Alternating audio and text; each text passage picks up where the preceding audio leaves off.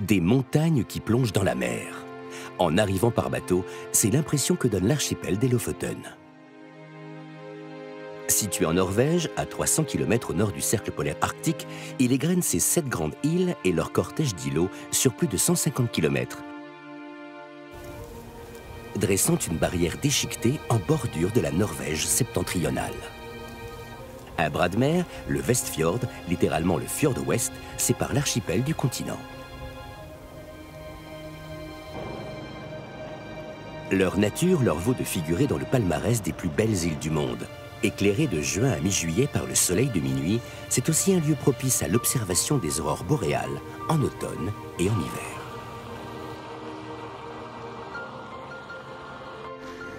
Situés au-dessus du cercle polaire, les Lofoten affichent une grande anomalie de température. Les étés et les hivers y sont particulièrement doux. Entre juin et août, les températures maximales peuvent ainsi dépasser les 15 degrés et celles d'hiver oscillent entre -5 et +5 degrés. En effet, l'archipel est baigné par le fameux courant chaud, le Gulf Stream, responsable de la dérive nord-atlantique, c'est-à-dire d'un déplacement de l'ensemble de la surface de l'océan qui est aspiré par la plongée des eaux froides et salées dans l'Arctique. Si le nord de l'archipel fournit des étendues herbeuses relativement importantes qui permettent l'élevage, le relief de plus en plus escarpé au fur et à mesure que l'on descend vers le sud ne laisse place qu'à une étroite bande côtière habitable. Autre particularité de l'archipel, le rassemblement des bancs de morues arctiques norvégiennes, appelées skrei, pour le frai annuel dans les eaux de Vestfjord de janvier à avril. Une telle richesse naturelle, aisément exploitable à quelques centaines de mètres des côtes, n'a pas manqué d'attirer les hommes, dès les âges les plus anciens, lors de leur lente remontée vers le nord. Même si aujourd'hui, la principale activité économique des 24 000 habitants tourne autour de la pêche et plus modestement de l'élevage, le tourisme prend une place de plus en plus importante. Et les voies de communication deviennent un véritable enjeu. Alors, comment relier autant d'îles entre elles par la route? Les travaux engagés pour ces liaisons sont remarquables. Les grandes îles sont connectées pour la plupart par des ponts et des tunnels, ce qui a éliminé plusieurs traversées en ferry. La route principale E10, qui traverse 5 des plus grandes îles, relie le village de A, situé à l'extrême sud de l'archipel, à Narvik, sur le continent. Ce projet gouvernemental, appelé LOFAST, a occasionné la construction de nombreux ponts supplémentaires, mais aussi de tunnels, dont certains atteignent 6 km de long. Ce réseau routier devait rester discret dans le paysage et éviter de dénaturer de nombreuses zones protégées. Aujourd'hui, c'est le plus grand réseau routier d'Europe qui s'est engagé dans la revégétalisation des espaces lors de sa construction.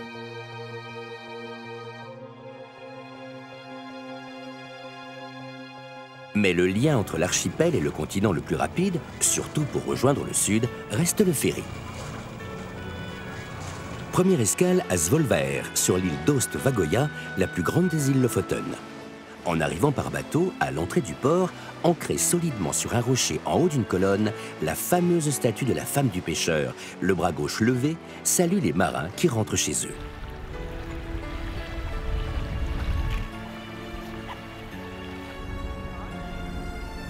Cette petite ville de presque 5000 habitants est le point de départ favori pour les 200 000 touristes qui visitent chaque année ces îles. Abritée par des montagnes au nord comme à l'ouest, Svolvær et ses environs affichent des températures estivales plus élevées que dans la partie ouest des Lofoten. C'est le port le plus important, avec ses pontons pour plaisanciers. C'est aussi le point de départ de nombreuses excursions pour admirer les baleines et les orques.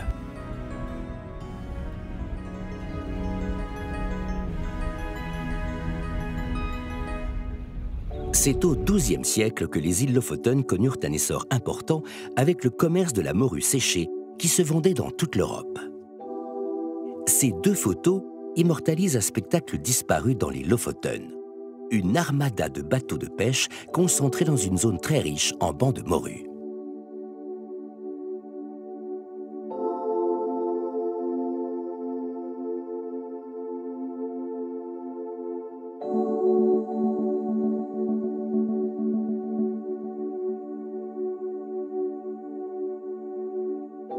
La pêche à la morue constitue encore l'activité principale des îles. Chaque hiver, de nombreux saisonniers viennent de tout le nord de la Norvège pour pêcher d'énormes quantités de poissons qui seront ensuite salés et séchés à l'air libre. De 1930 à 1952, les prises annuelles dépassaient les 80 000 tonnes. En 1965, elles chutent à 19 000 tonnes. D'une moyenne annuelle de 23 700 pêcheurs entre 1930 et 1954, les chiffres descendent rapidement au-dessous de 15 000, pour arriver à 6 000 en 1964 et se stabiliser aujourd'hui aux alentours de 10 000.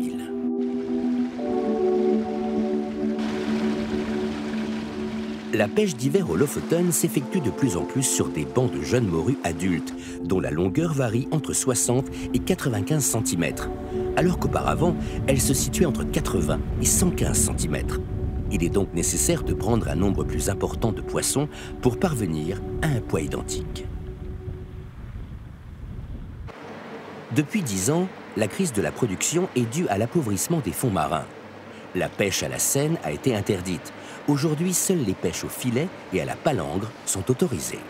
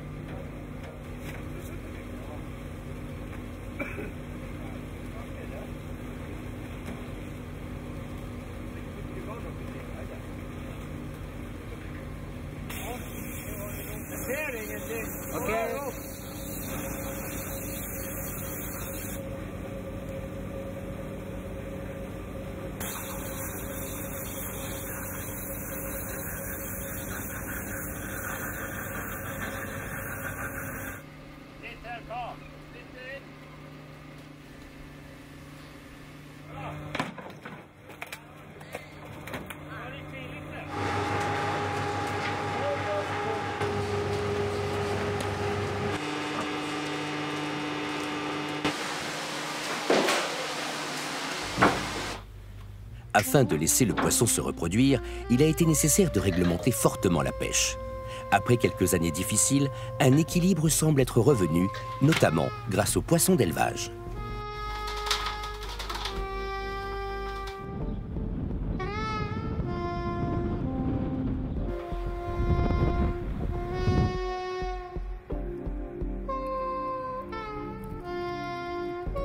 Le caractère saisonnier de la pêche a nécessité de la part de ces hommes l'utilisation de techniques de conservation du poisson efficaces pour écouler à terme une très grande masse de morues pêchées en 3 mois.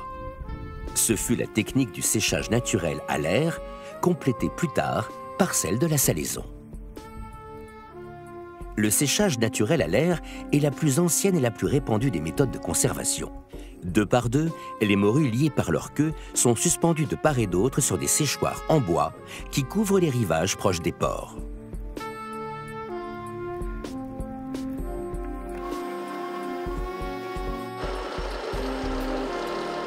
Un procédé qui n'est pas sans risque sur ces poutres enneigées.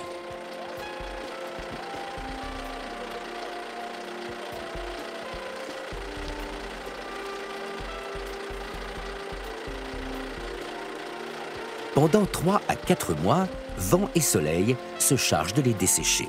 La température moyenne de l'air est idéale sur la côte. Au-dessous de 0 degré, le poisson risque de geler. Au-dessus de 10, il peut se gâter. Lorsque le cabillaud est séché sur ces immenses séchoirs, il change d'appellation pour devenir morue.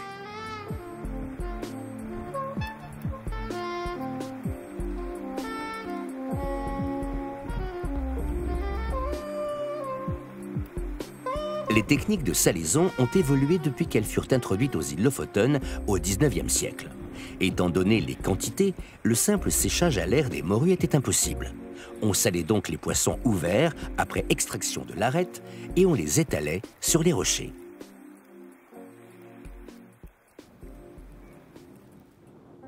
Actuellement, le séchage naturel, difficile en raison du manque de place et des aléas de ce procédé, est remplacé par le passage plus rapide dans les séchoirs, à l'intérieur des conserveries.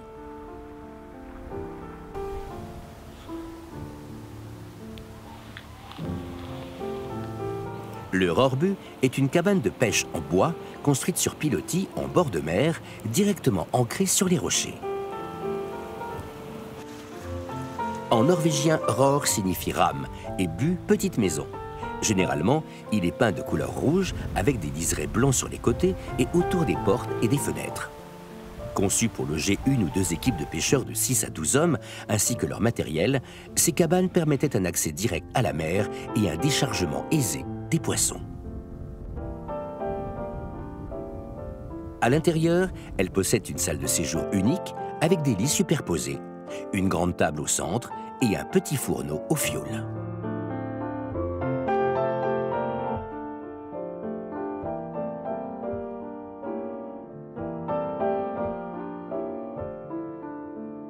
Les rorbures ont été construits dans les régions où la pêche était une activité importante mais saisonnière, nécessitant la construction d'hébergements temporaires appropriés pendant les mois d'hiver. Certains villages de pêcheurs possèdent également des rorbures construits suivant le même principe, mais plus grands, permettant d'héberger plus d'équipages et des ouvriers.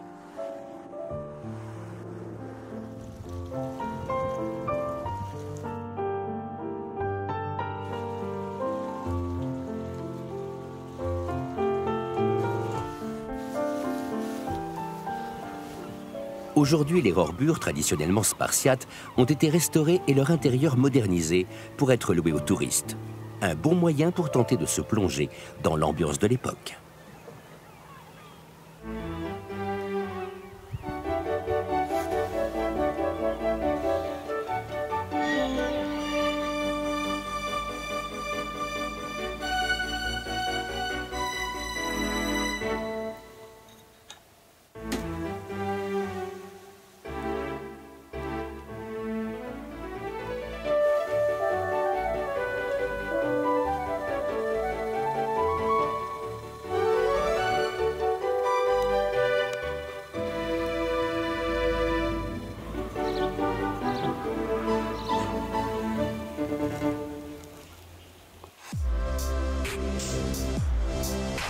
Henningsvær est l'un des endroits les plus touristiques des îles Lofoten, avec son petit port, ses chalutiers à quai et ses usines de conditionnement. À la pleine saison de la pêche, de janvier à avril, le port affiche une activité intense, alors qu'il paraît si paisible en été. Henningsvær a été construit sur un groupe d'îles au pied d'une falaise surplombant la mer. Les Lofoten et la pêche ont inspiré un grand nombre de peintres et la collection la plus prestigieuse se trouve justement au musée d'Henningsvær.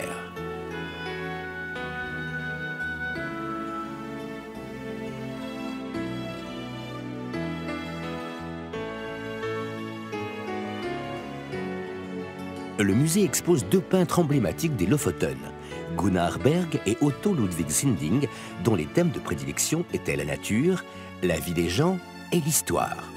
Ces paysages sont probablement ses meilleures œuvres.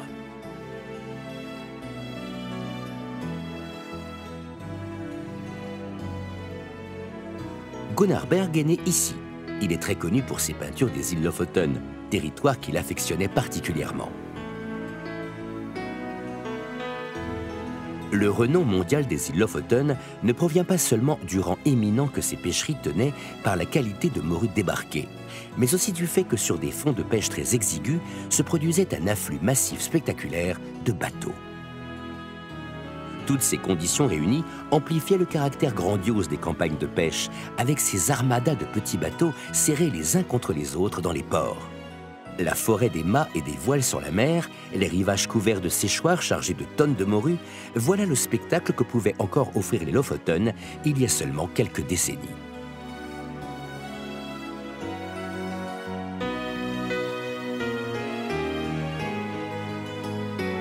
Les ports partiellement désertés ne correspondent plus à l'image à laquelle la tradition norvégienne nous avait habitués. Ces peintures sont comme des instantanés qui marquent à jamais une période révolue.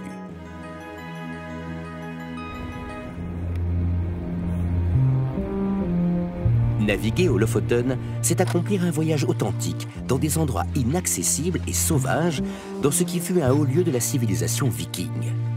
Mais pour cela, il faut un voilier parfaitement équipé pour résister aux conditions parfois difficiles. Les Lofoten restent un endroit mystérieux qui inspira Jules Verne où devait disparaître le Nautilus et son capitaine, lieu maudit du maelstrom des Lofoten, sorte de tourbillon marin qui sévit sur les côtes.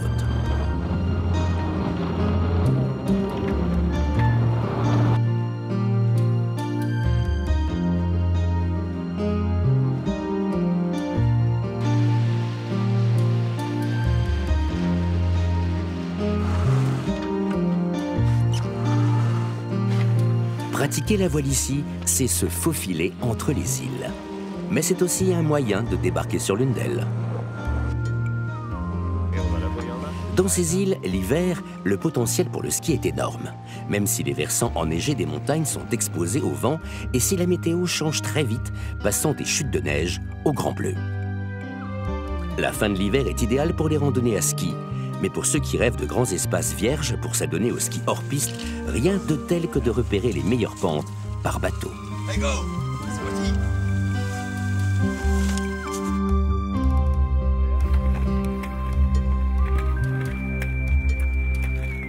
C'est ce que vont tester ces deux champions français experts en ski hors piste, venus d'abord ici pour pratiquer la navigation à voile.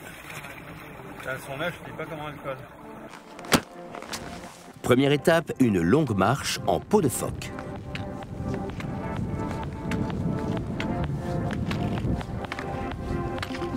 Des sommets, la vue sur cette immensité est grisante.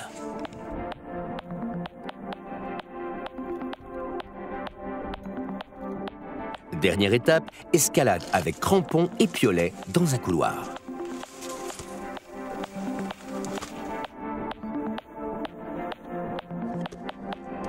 But what happens when the music is gone? When there is no melody? When all you hear is silence?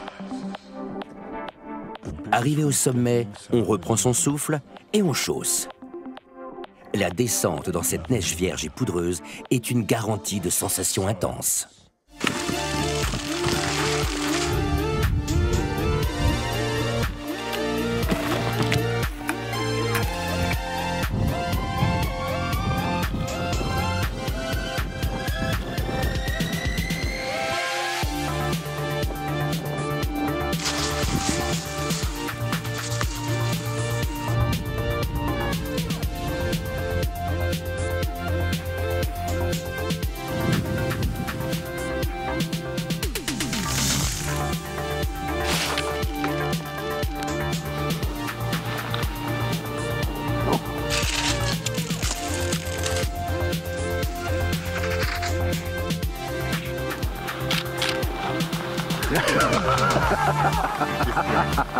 Génial!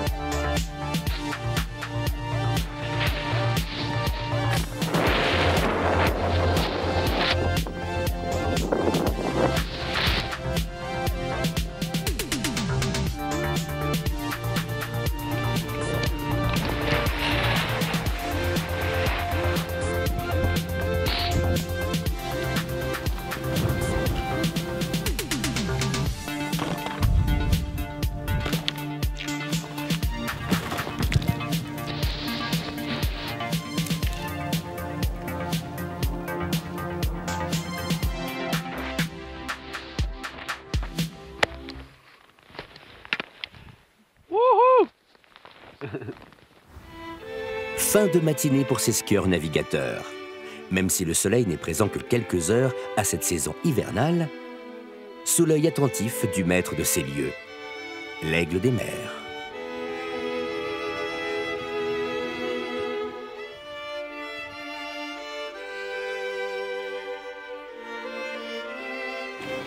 Pour les plaisanciers, il est facile de se ravitailler en naviguant d'île en île. La nourriture la plus facile à trouver ici, la plus fraîche et la plus abordable, c'est le poisson. Poisson qui sera bouilli pour des raisons pratiques dans cet habitacle réduit.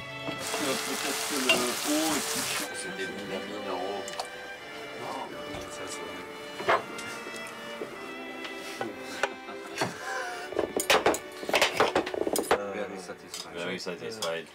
Totally. I always do my best. L'été, la nature renaît au Lofoten.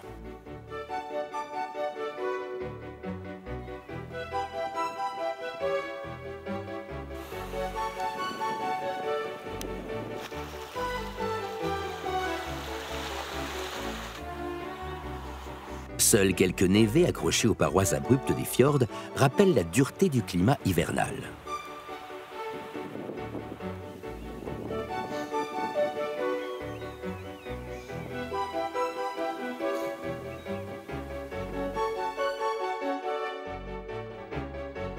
Direction pointe sud des Lofoten, sur l'île de Moskenesoya, reliée au continent par un ferry qui part de la ville de Bodo.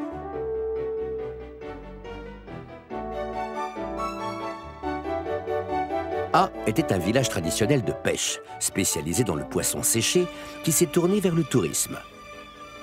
Le village est situé à l'est d'un vaste lac non relié à la mer, dénommé Agvatnet.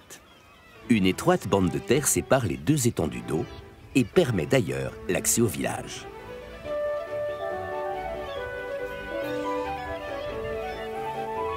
A attire une clientèle de pêcheurs sportifs venus du monde entier pour ses eaux riches en espèces variées.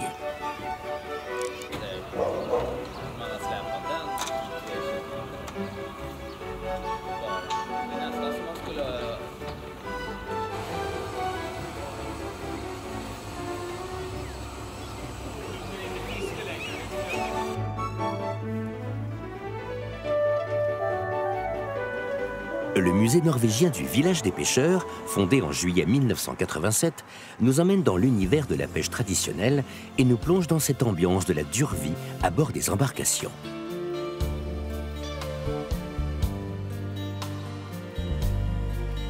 Vêtu de guenilles, le troll de mer fait partie des nombreuses légendes des Lofoten. Créature mugissante aux allures de géant, il surgit dans la tempête, ouvrant sa bouche béante, tel un ogre.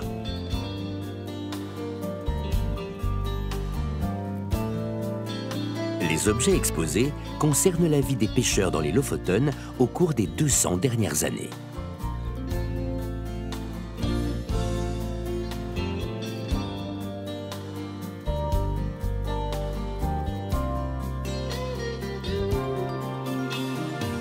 L'huile de foie de morue brute est liée à la pêche saisonnière. Le caractère très rapidement périssable des foies implique leur transformation immédiate, quotidienne, en huile. L'huile de foie de morue contient naturellement de la vitamine A et de la vitamine D, d'où sa valeur marchande. Elle est devenue populaire au XIXe siècle pour lutter contre le rachitisme et aujourd'hui pour sa teneur en oméga 3.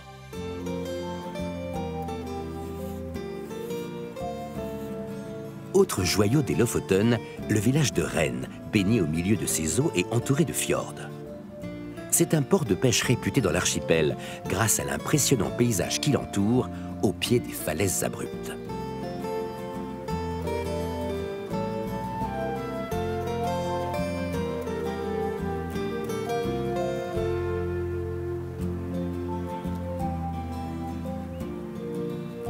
Rennes est un lieu commerçant depuis 1743. Aujourd'hui, malgré son éloignement, plusieurs milliers de personnes le visitent chaque année. Une randonnée assez abrupte d'environ 1h30 conduit à ce point de vue qui surplombe ce paysage incroyable. De nombreux sites aux Lofoten ne sont accessibles qu'en bateau. À partir de Rennes, des navettes conduisent jusque dans les endroits les plus reculés pour des sites de randonnée.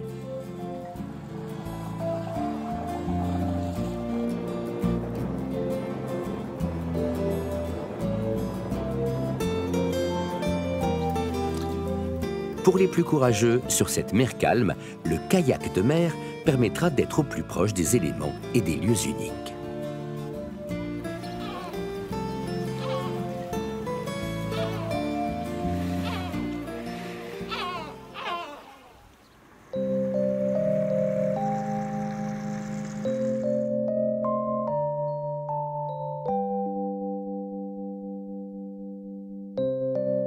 Mais le phénomène naturel le plus fascinant aux Lofoten, ce sont les aurores boréales, qui s'observent de nuit dans la haute atmosphère.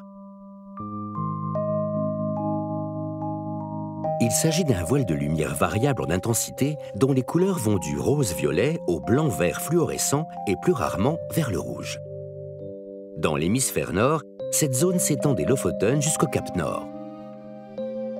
La Norvège du Nord est donc la zone où il y a le plus de chances de les rencontrer. Elle porte le nom d'aurore boréale dans l'hémisphère nord et australe dans l'hémisphère sud. Le mot aurore provient de la mythologie romaine, la déesse de l'aube Aurora, moment où le jour se lève. Depuis la nuit des temps, de nombreuses croyances ont été élaborées sur les aurores polaires, ainsi que de nombreuses légendes. Elles sont associées à la nature, aux dieux, mais surtout à la mort. Elles ont donc toujours eu de l'influence sur les peuples vivant dans le Grand Nord. Les Vikings célébraient ces lumières, les prenant pour des manifestations terrestres de leurs dieux. Pour les étudier, arrivé comme curieux de cette région du monde, il y a plus de 10 ans, Alex Connu, photographe professionnel, s'est installé ici. Les clichés de ce passionné ont été à plusieurs reprises récompensés lors de concours photos prestigieux. Aujourd'hui, de nombreux photographes amateurs lui ont emboîté le pas et n'ont pas hésité à braver le froid.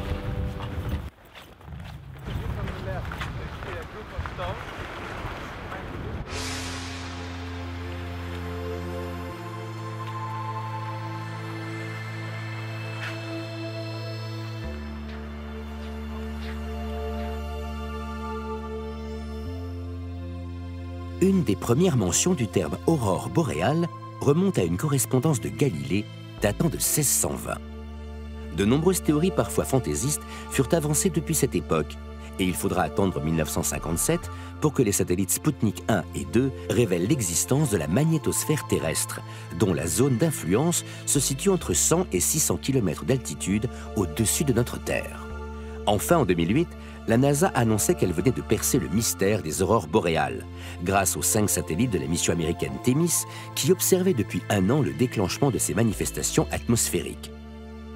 Le phénomène aurore boréale est complexe. Les observations les plus importantes se font lors des éruptions solaires orientées vers la Terre. Les particules émises par le Soleil entrent en collision avec les molécules de la haute atmosphère en les excitant. En se dé-excitant, elles libèrent de l'énergie, c'est-à-dire de la lumière, dont la couleur est caractéristique de la nature des atomes, surtout de l'oxygène et de l'azote. Ce phénomène appelé luminescence est à l'origine des aurores polaires dans une zone circulaire appelée zone aurorale.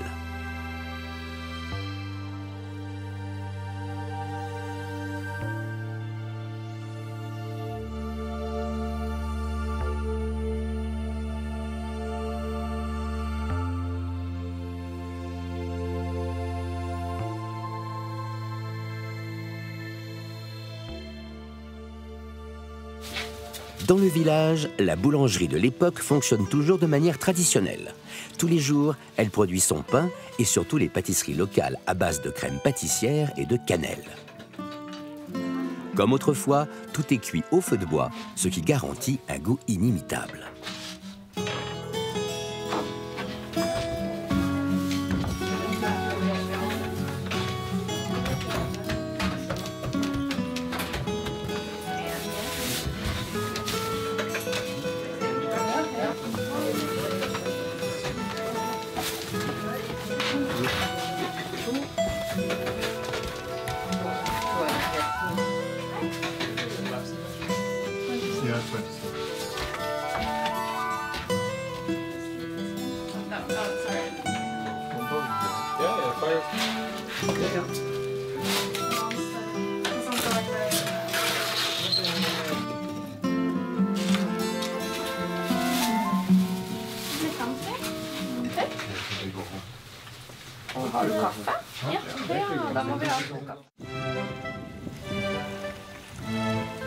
En été, l'activité autour des pêcheries, bien qu'au moindre, reste néanmoins importante, avec l'entretien des bateaux et des filets.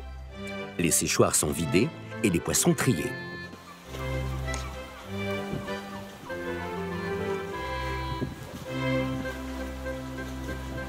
Une partie de la production est travaillée sur place, comme ici le saumon que l'on fume au bois de hêtre ou autres arbustes et herbes locales.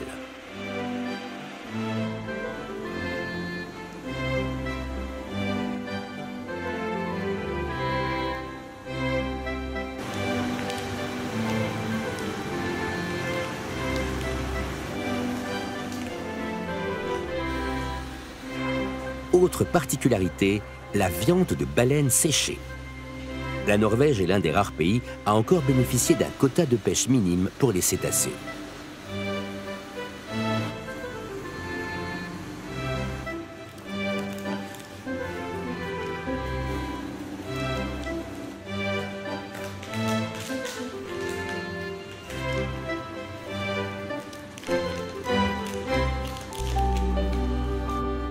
Tous ces produits locaux se retrouvent dans les quelques magasins qui jouxtent les pêcheries pour le plus grand plaisir des visiteurs, comme ici, à côté du village de Rennes.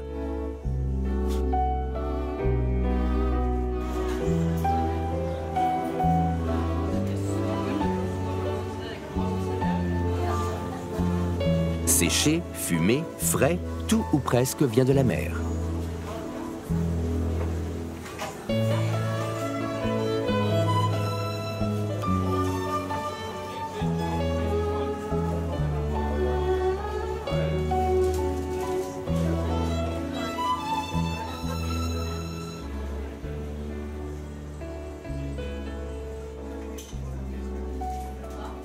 Mais une spécialité moins connue, mais pourtant recherchée, sont les rogues de morue Scray, c'est-à-dire les poches d'œufs de taille et de couleur variable qui représentent un produit particulier des Lofoten.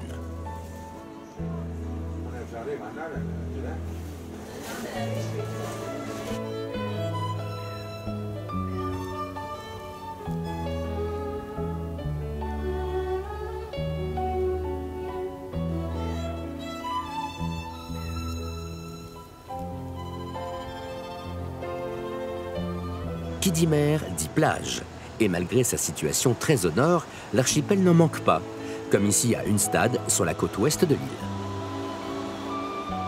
Et cette plage est devenue un haut lieu du surf en Norvège. Arctic Surf est né en 2003. Dans la baie d'Unstad, les surfeurs, eux, sont présents depuis 1963.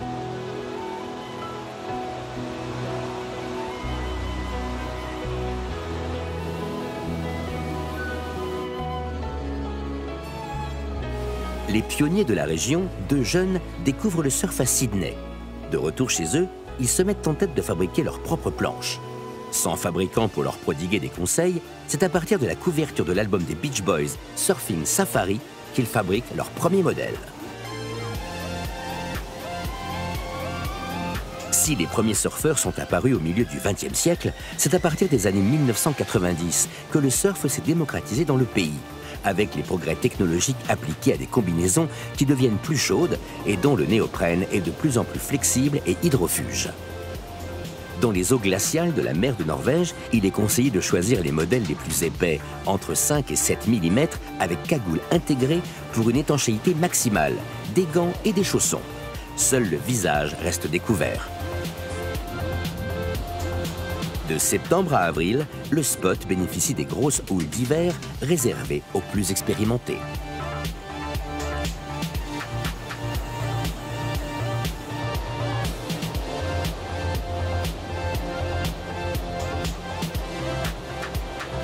D'avril à septembre, les vagues estivales seront plus adaptées aux débutants et la température de l'eau pourra atteindre 14 degrés, ce qui permet de s'affranchir de la cagoule, des chaussons et des gants, et entre mai et juillet, surf à toute heure, le soleil ne se couchant pour ainsi dire jamais.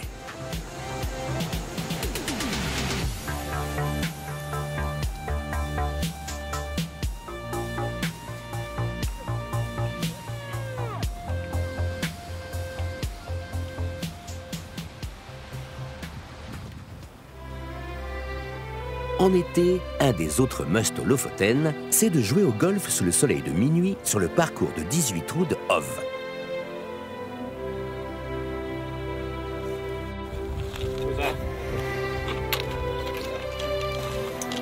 La proximité de l'océan, les sommets escarpés et la lumière arctique en constante métamorphose ajoutent une dimension supplémentaire aux parties de golf.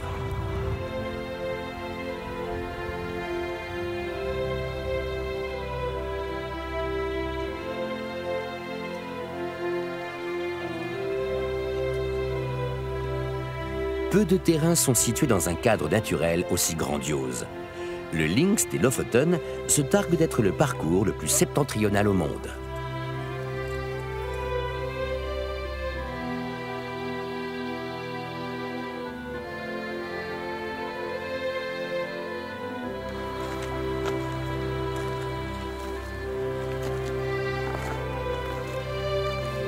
Avec la mer comme obstacle d'eau sur plusieurs trous et les plages de sable fin comme bunker naturel, il offre des défis aux golfeurs de tout niveau. Retour à Henningsvær, à l'extrême sud de l'île. Surnommée la Venise des Lofoten, Eniksvaer se compose de plusieurs îles reliées à la terre ferme par d'immenses ponts.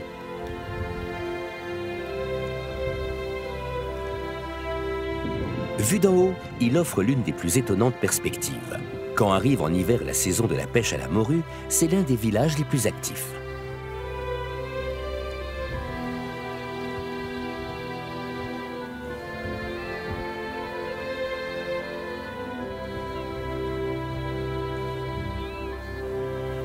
Surplombant la mer, les falaises près du village offrent de très bons sites d'escalade. C'est aussi un lieu de randonnée exceptionnel, accessible par des chemins balisés qui permettent d'atteindre des points de vue à 360 degrés sur la mer et les montagnes environnantes. Impossible de ne pas s'émerveiller à la vue de tels paysages. L'île comprend de nombreux lacs perchés qui offrent un décor splendide.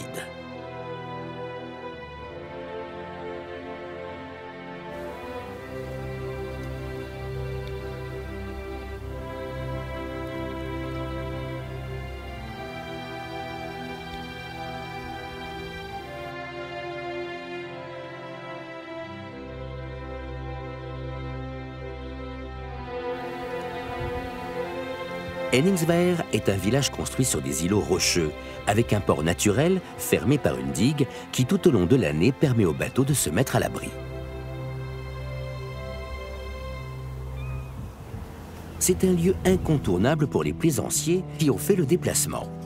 Les voiliers viennent se mettre à quai aux côtés des bateaux de pêche. Autrefois isolé, ce village est facilement accessible grâce aux 2 arches en béton qui enjambent les détroits.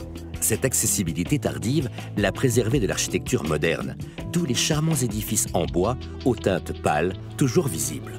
L'été, les ruelles du village bénéficient d'une fréquentation importante, comme dans toute station touristique.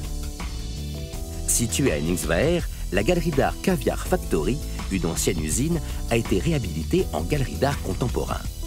Son intégration dans le paysage est une réussite aussi bien extérieure qu'intérieure. Elle tire parti de son emplacement et vise à offrir des expériences et des confrontations qui n'avaient jamais été proposées dans de telles régions. Elle accueille des artistes du monde entier.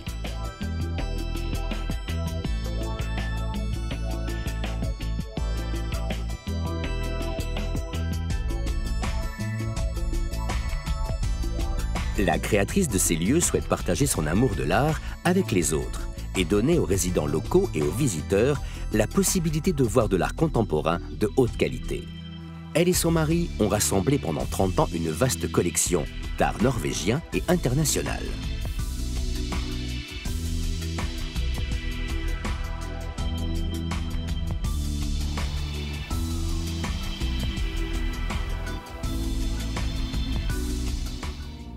L'été à Svolvær, les clients assis aux terrasses des cafés, les touristes qui déambulent sur les pontons et les allées en tenue estivale nous font oublier que nous sommes pourtant au-delà du cercle polaire arctique.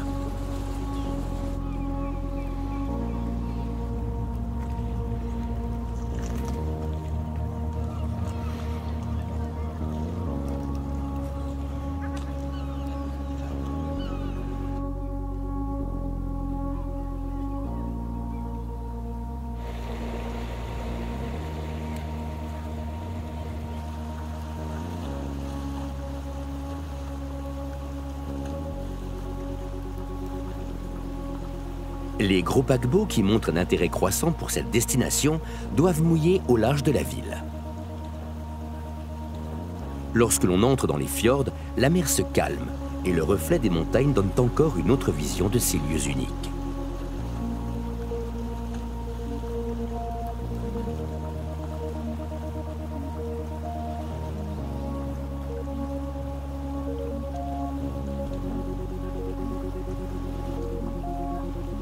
C'est dans ces eaux plus tranquilles qu'ont été installés les sites d'aquaculture.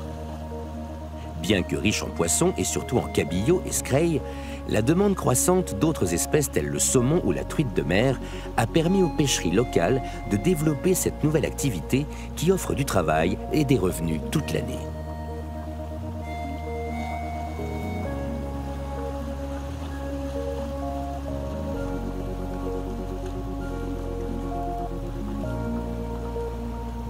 Le Trollfjord, le plus connu des fjords des îles Lofoten, offre un spectacle impressionnant. Entourée par ses parois rocheuses qui peuvent s'élever à plus de 1000 mètres, cette région a inspiré de nombreux artistes et écrivains norvégiens.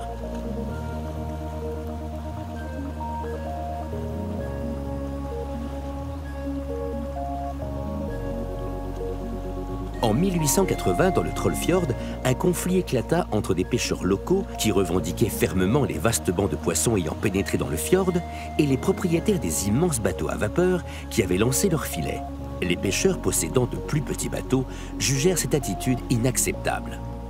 Cette bataille fait partie des classiques de la littérature norvégienne, Le Dernier Viking de Johan Bojer. Elle est également immortalisée dans le tableau de Gunnar Berg, La bataille du Trollfjord, que l'on peut admirer à l'hôtel de ville de Svolvær.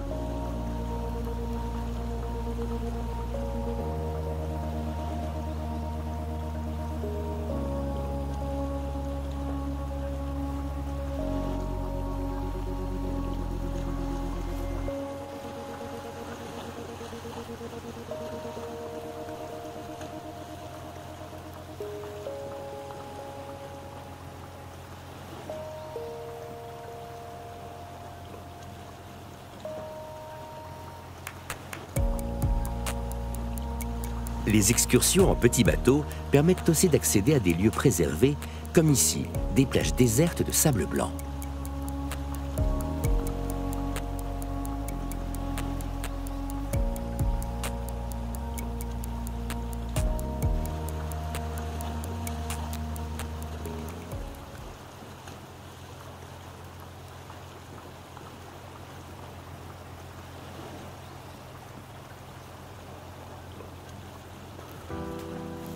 L'automne est sans doute la saison la plus calme dans les îles Lofoten. Les jours raccourcissent. La neige fait son apparition sur les sommets. Le soleil, quant à lui, ne monte plus très haut dans le ciel. Les lumières sont différentes, tout paraît figé.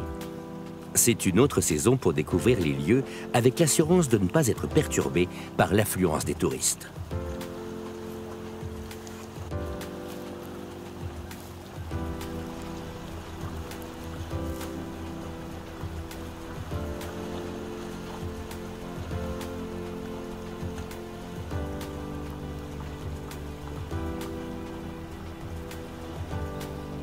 Cette petite chapelle en bois est l'un des édifices les plus anciens de l'archipel.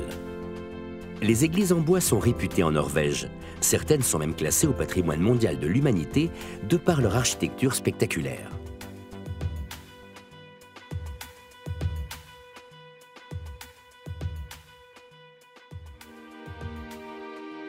Le village de Nusfjord, l'un des plus anciens villages typiques de pêcheurs des Lofoten, est blotti sur les rives encaissées d'un petit fjord.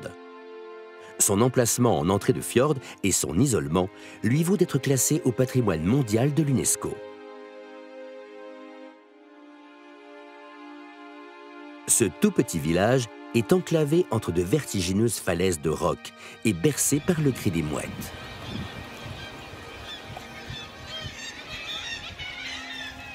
Tout autour d'un quai en bois en forme de fer à cheval sont disposés de beaux rorbures rouges et des entrepôts jaunes. C'est l'un des hameaux de pêche les plus anciens et les mieux préservés de Norvège, avec une longue tradition de pêche au cabillaud. Nusfjord était autrefois le plus important village de pêcheurs des Lofoten. Aujourd'hui, de plus grands ports ont pris le relais. Dans le cadre de l'année de l'architecture de l'UNESCO, Nusfjord a été désigné comme l'un des 3 projets pilotes menés en Norvège pour la préservation et la visibilité d'environnements en bois. Le village de pêcheurs est décrit comme l'un des villages les mieux préservés. Des découvertes archéologiques ont révélé des traces de l'une des plus anciennes pêcheries industrielles du comté de Nordland et aussi de colonies datant du 5e siècle après Jésus-Christ.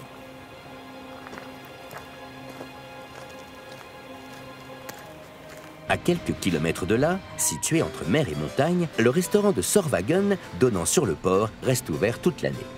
Il sert une cuisine inventive, fait de produits frais de saison et de poissons, avec une belle présentation.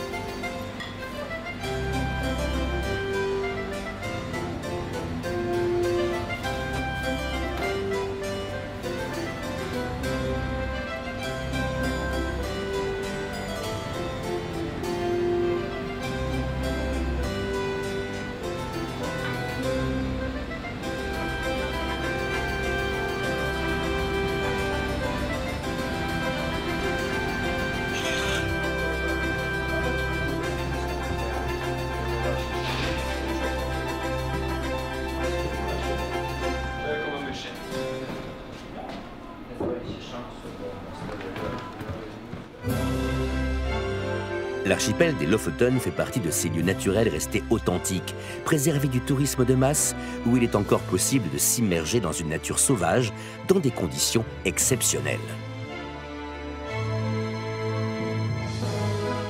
L'archipel des Lofoten, c'est d'abord pouvoir contempler des paysages magnifiques. Méditer face à l'océan Arctique.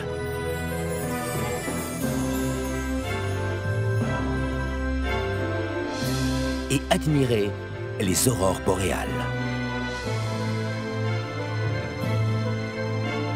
C'est aussi se ressourcer par la pratique de sports de pleine nature. Naviguer d'île en îlot ou dans d'immenses fjords aux parois abruptes.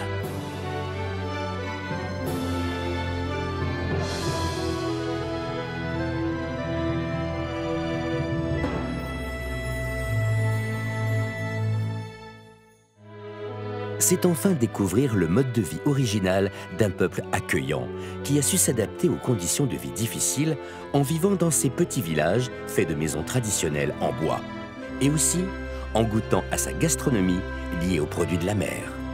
Voilà ce que vous réserve l'archipel des Lofoten.